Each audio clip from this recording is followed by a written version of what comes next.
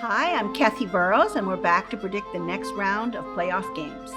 Let's look at the matchup between Baltimore and Tennessee. Let's start with Baltimore. They're going back and forth. It's a strong match. They're kind of stuck, but ultimately they win because they hold steady. Let's look at Tennessee. There's a lot of struggle with Tennessee in the first quarter, and then there's a negative second quarter where we see Baltimore did so well, and no scoring in the third quarter. I would say this looks like a clear win for Baltimore. Let's see how Minnesota does with San Francisco. Minnesota has a slow start, very negative development, restricted possibly by an injury. Now let's look at San Francisco. Destiny is on their side. We see tentativeness on the part of a quarterback. There may be an injury.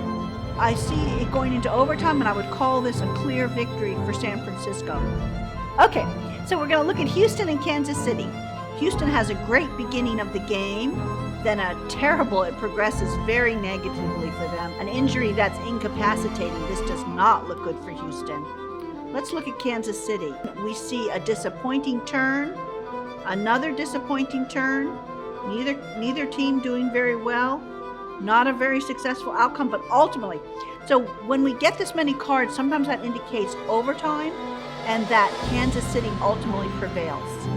First, we'll look at Seattle. So Seattle has an amazing start to their game. The star players are doing phenomenally well. Then there's some bad calls here, but we see a very positive outcome. Let's look at Green Bay.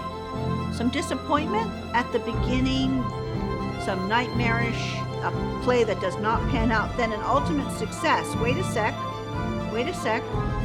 That is a definite winning card.